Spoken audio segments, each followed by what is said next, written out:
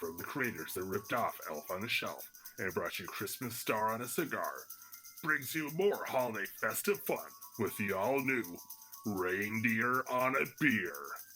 That's right, now you adults have something more to look forward to and consume as your as your rugrats look for their ridiculous elf. Reindeer on a Beer. Products not thoroughly tested. Ale lagers, pilsners, and stout sold separately. Please drink responsibly.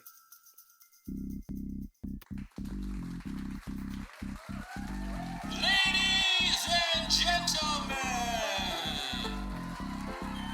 welcome to the Above Average. I know him. You smell like beef and cheese.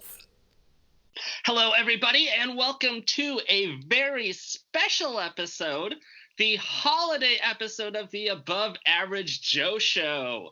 And not only is it just a special holiday episode, but we have a holiday guest with us this week. And, well, actually, this couple of months, because it's been a while, we are on hiatus. So coming in for us, especially just for the holiday season, is one of my good friends, Rachel Jeanette. Rachel, how are you doing? Hey, Joe, I'm doing great.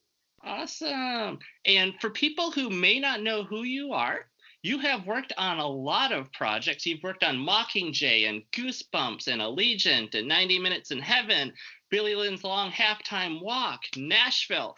You've worked on music videos. You've walked on runways doing modeling gigs. You're beyond the trifecta of talent. You're like the pentacta or septacta of talent because you've done so many things.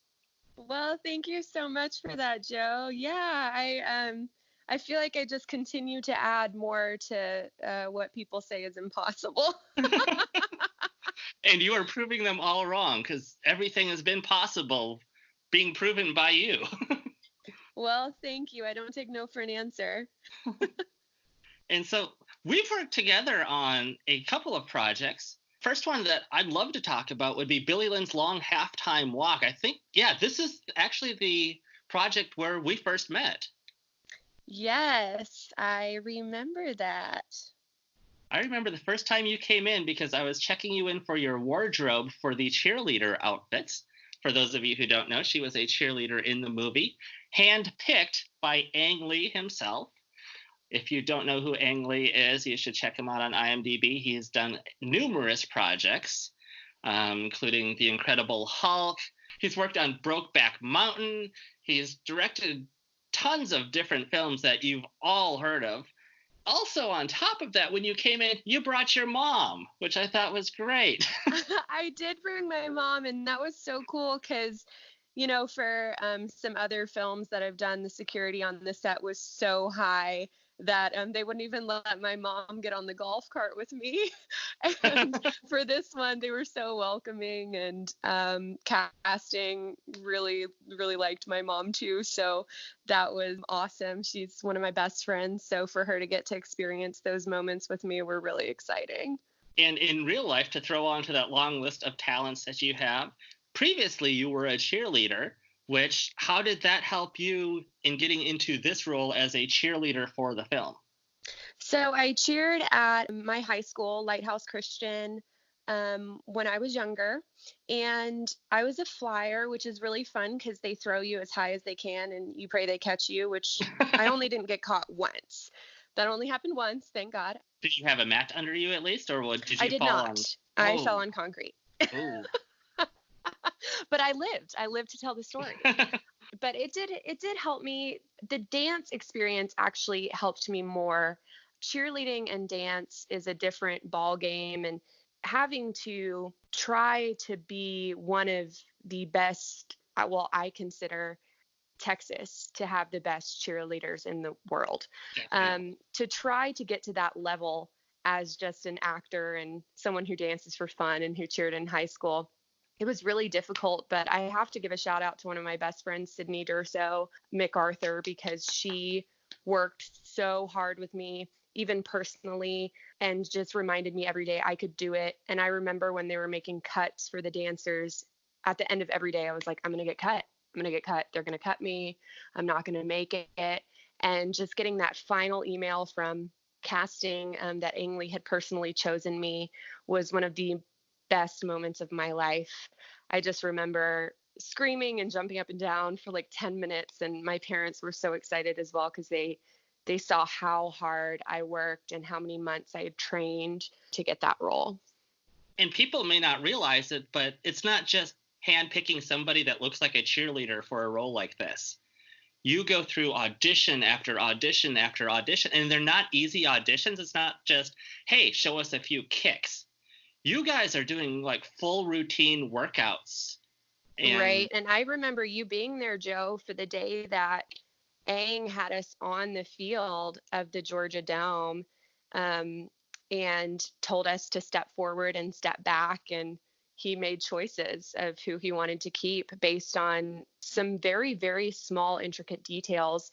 But that's one thing that I loved about him as a director. And that's why he's won so many awards, because he literally paid attention to the length of our pom-pom. Oh, like, wow.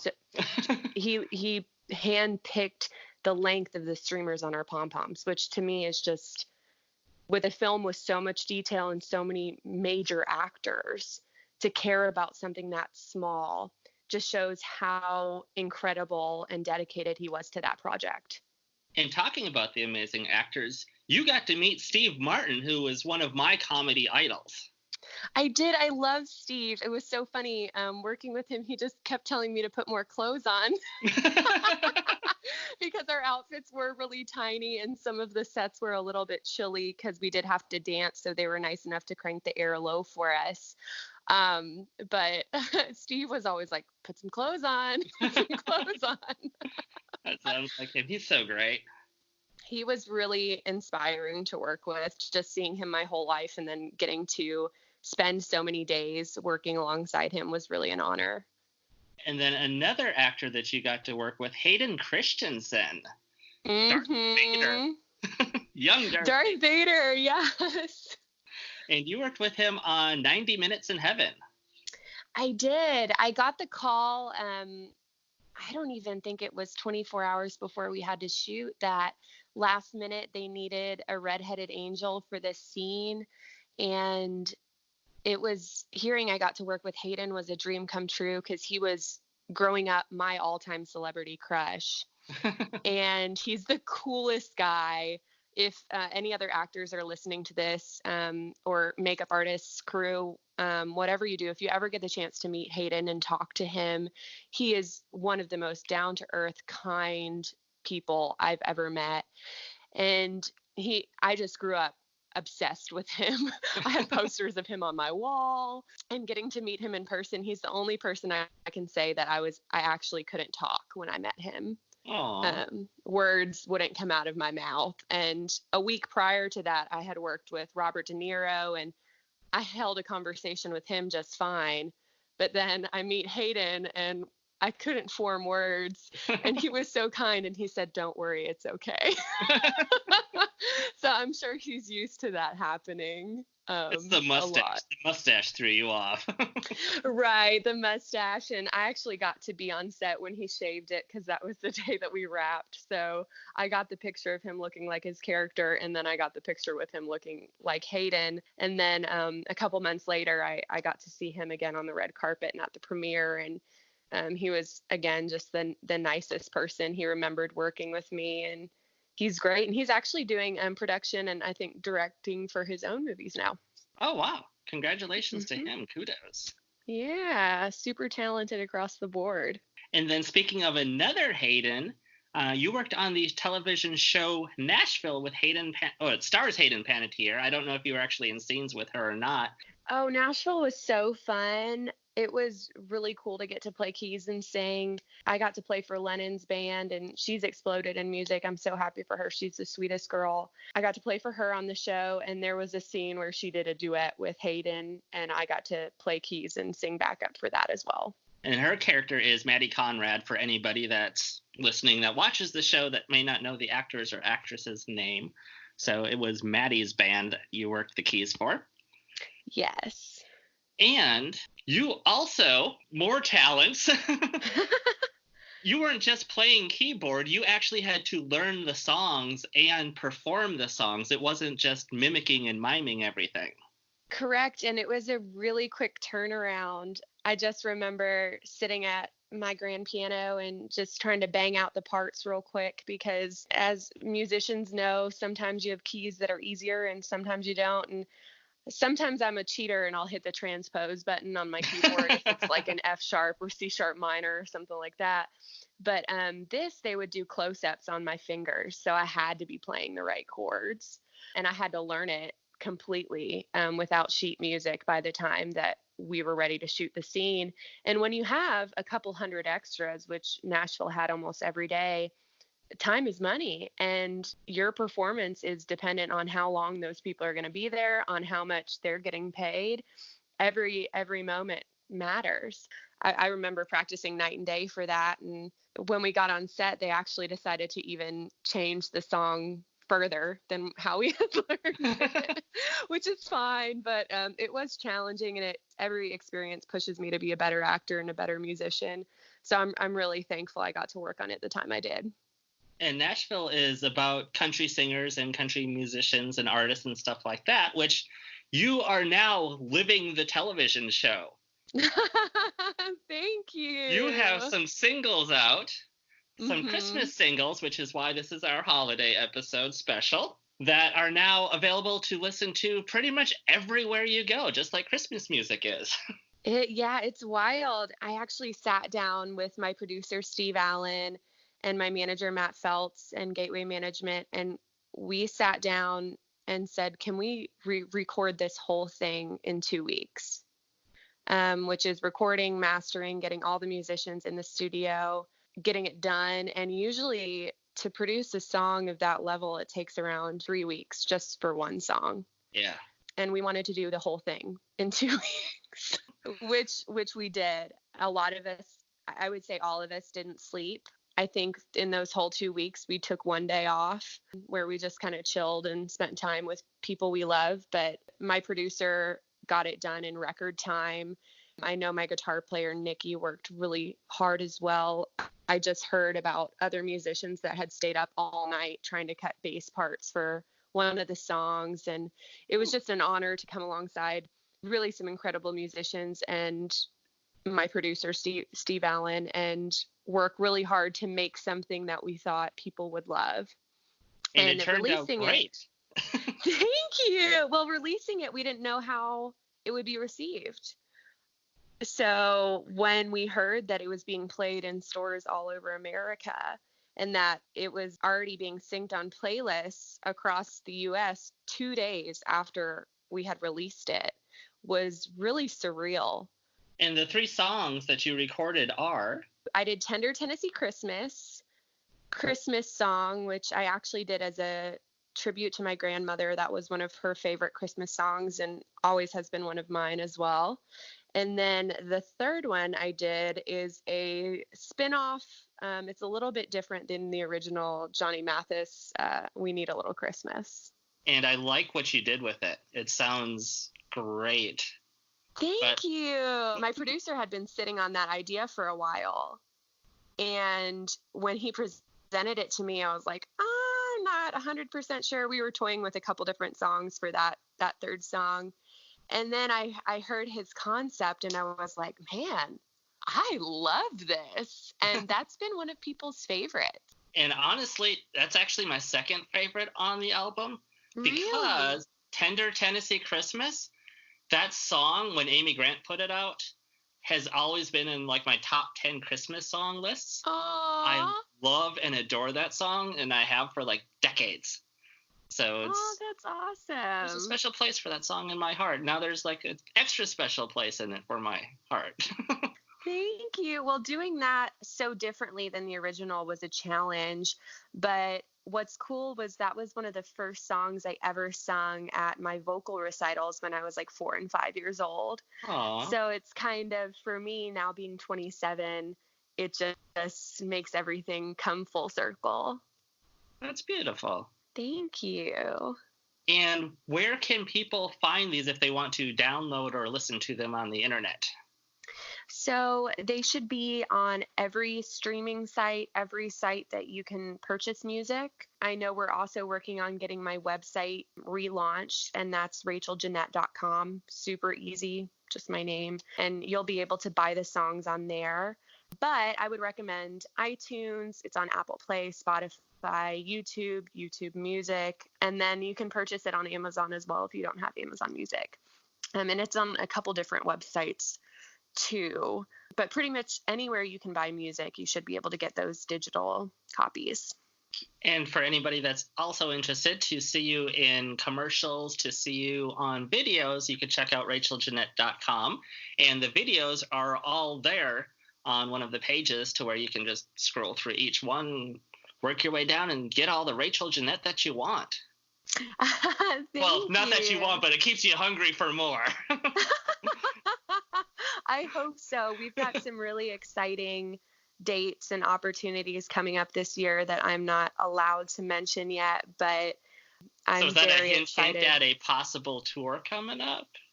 Yes, there is, and I will be releasing a new record next year as well. That is amazing. That's new information even for me. Wow. Thank you. I'm very excited. Is this going to be a country album then, are you looking at? Or are you thinking more of a full Christmas album or kind of a mixture? Or can you give us any thoughts on that? Or is that kind of hush-hush still?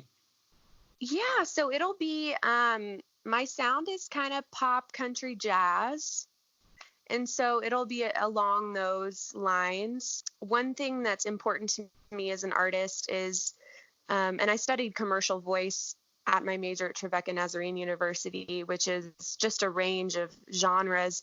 I love to sing so many things.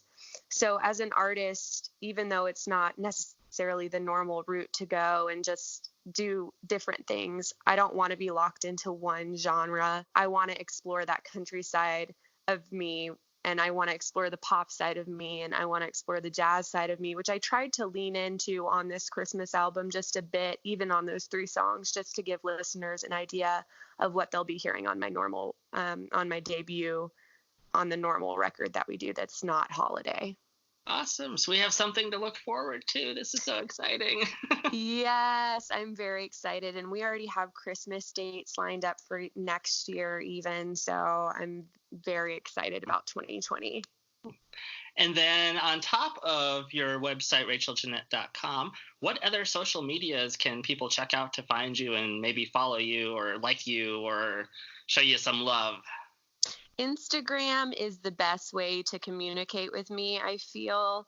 That's where I am able to respond the most. And I've been trying to do a lot of Q&As for people. And what's been interesting is a lot of my fan base is in the UK, which is really cool. But that's Instagram Live is a way for me to connect with them.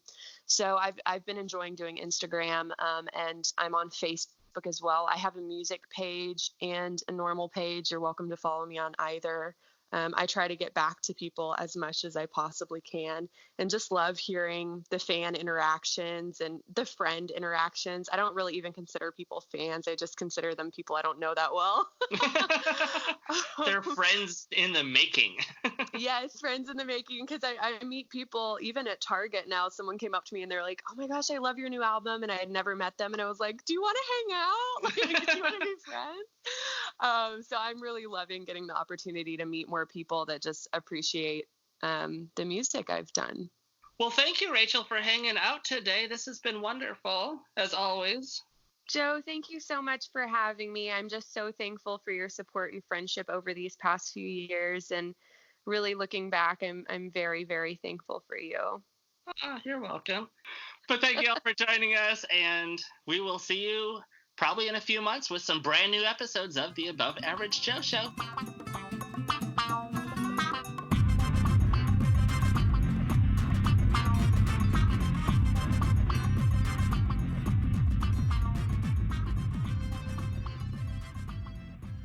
Thank you again to our special guest, Rachel Jeanette. Be sure to check out our Facebook, Instagram, and Twitters, and look us up on Spotify, Stitcher, and iTunes. You can also check out another podcast I co-host, The Extraordinary, and some other great media content by Moon Possum Productions at moonpossum.com. gmail.com. We wish you a Merry Christmas. We wish you a Merry Christmas.